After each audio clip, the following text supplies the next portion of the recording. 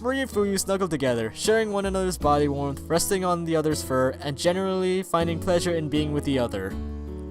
It's not for the cuteness of their action, I'd probably be jealous.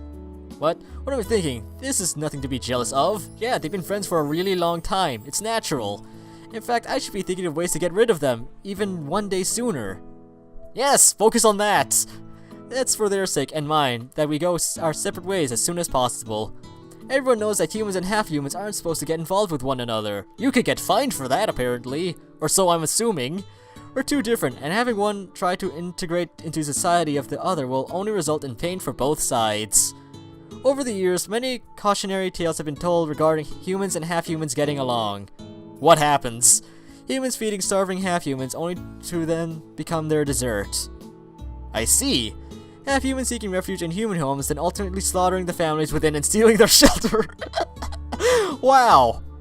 Both sides do not like each other. There have even been cases of mass killings on both sides, starting with nothing more than a subtle difference in their ways of life. In hindsight, I've taken on a pretty substantial risk by taking a half-wolf, a member of one of the most aggressive and bestial races, into my home. They're not that aggressive. I mean, look at her. With that being said, look at these two right now. It's pretty hard to imagine either one of them turning on me. Hell, Marie acts like more human than most of the people I've ever known, and she certainly knows her way around the kitchen better than I do. Speaking of which, time to cook. What the fuck? Prying myself away from the— oh hey, it's morning! Prying myself away from the adorable sight, I walk into the storeroom in search of something to cook for breakfast. Let me guess, I'm out of stuff. When I start to prod around the storeroom, however, I quickly realize something important. I'm out of food.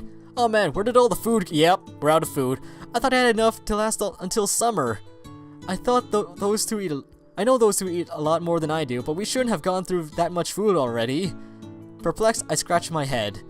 It's possible that Marie may have moved the rest of the supplies when she was cleaning up, but without knowing where she moved them, that thought does me little good. I guess I'll make a trip into town after all. I was hoping to put this off until summer, but in a way, this might be for the best. A more up-to-date map would be helpful after all, and I do need to gather information about the recent changes in the terrain. Off to town I go then, with human interaction, and people, and society. Oh look, my license plates. Without dallying any further, I grab my keys and head to the side of the house. I then jump into my truck, turn the key, and start to rev up the engine. Ah, come on you oh, the engine's dead. It hasn't been that long since I last drove you. I continue to rev the engine in an attempt to warm the truck up. Unfortunately, my efforts seem to result in nothing but an increased level of noise. You're waking them up. Oh, come on, you good-for-nothing. Grrr. Huh? What the hell? Arf, arf. Why are you holding that? What? Wine. Grr, rough, rough. Is this a prank? Is this a prank you're doing? Stay away from the princess, you! What the hell? I turn to look towards the house to only find that I've awoken my guests. Cool. Rather than address me personally, however, the two girls seem to be fixated on my truck. What? Fuyu, look, it has Bill! No, don't! It does! Give him back, beast. I'll cut you open with my claws if I have to. Don't! It's my truck! Be careful, Fuyu. We don't know what it's capable of. Run them over! Run them over! Don't worry, princess. I've got this. Fuyu slowly approaches. Her hair is standing on end, her claws are ready by her sides, and her teeth are bared.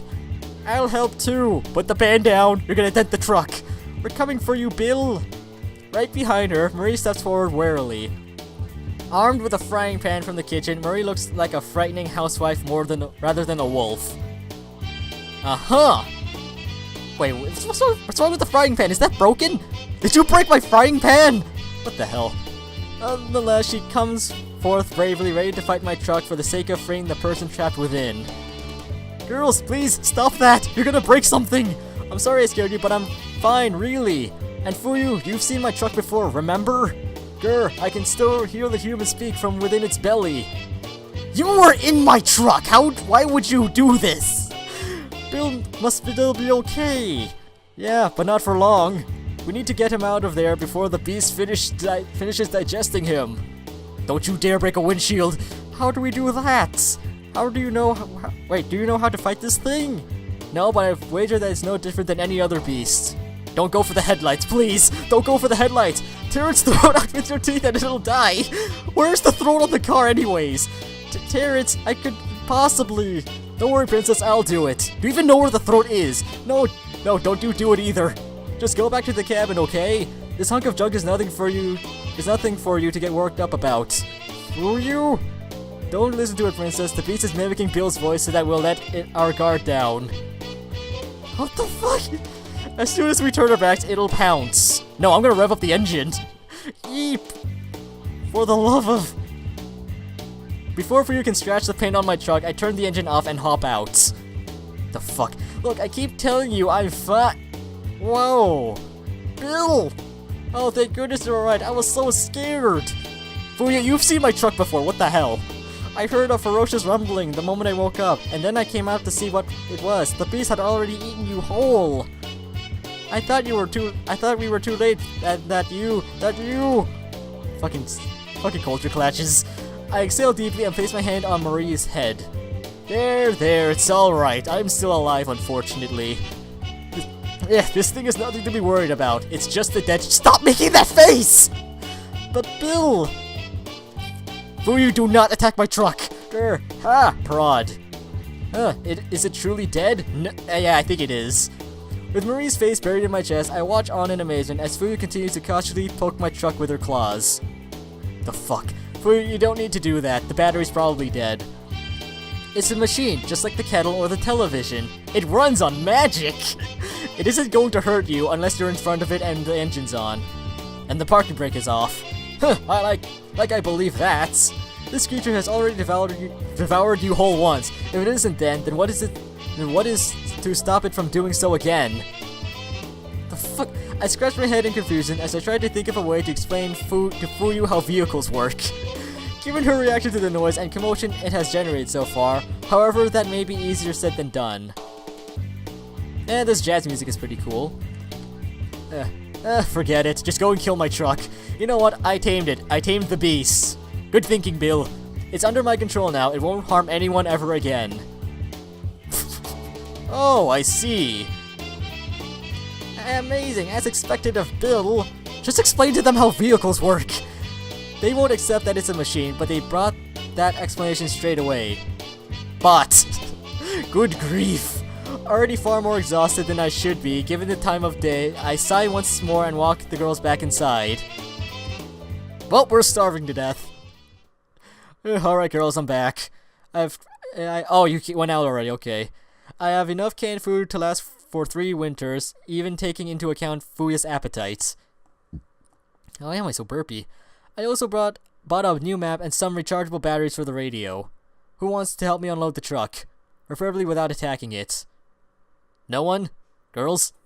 I entered the cabin, surprised to find it both quiet and empty. Cool, they left!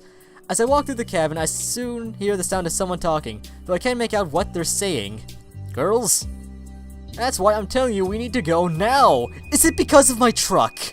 What do you think is going to happen if we keep wasting our time here? Do you think your mother is going to live forever and she'll just keep on doing your duty for you? Oh, I know, it isn't fair on my mother. I know I should return, if only for her sake, but... But what? You'd rather hang out here, playing housewife to some human? No, she's playing maid. It's different. What's wrong with that? Yeah, you do not want the responsibility, I can tell. I like it here, okay? I enjoy human culture far more than our own. Is it really that interesting? There's no hunting or sacrificing the weak, no fighting over food or warmth, or constant power struggles. So why shouldn't I stay here? What does our pack have to offer that's so special? Each other, apparently, that's all. It isn't about the pack, what the pack can offer you, it's about what you can offer the pack. Our kin is expected to lead them, just as your father did before you and your mother is doing right now. Are you going to let them all down because of your own selfishness? Listen to her, Mirror. Listen to her, okay? Please go. Why shouldn't I? Please, leave my cabin. I'm sick and tired of being everyone's princess and being held on some kind of pedestal because of who my father was. What? What? I don't want to be a leader. Just because everyone keeps saying I'll be the next pack leader, that doesn't make it true. Fuyu, you take over then. You be the leader. All I want is to live out my days in peace. Like me? Like a human. Oh. The sound of chatter dies down in an instant. Where are they talking from anyways? All that can be heard throughout the cabin is the echo of Fuyu's palm striking Marie's cheek. Unsure whether I should step in or not, I remain frozen on the spot, watching silently to see who will make the first move. $10 on Marie. I'm called it! I'm sorry. I'm sorry for letting you all down like this. But my mind is made up. I will not return to the fuck. Fine, have it your way, princess. We'll be better off without a selfish human sympathizer like you leading us anyway. So you're leaving?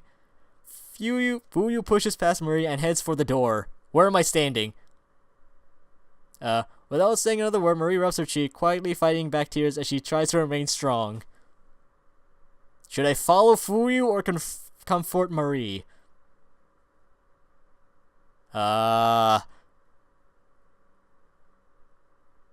think Marie needs some time alone, so... Fuyu?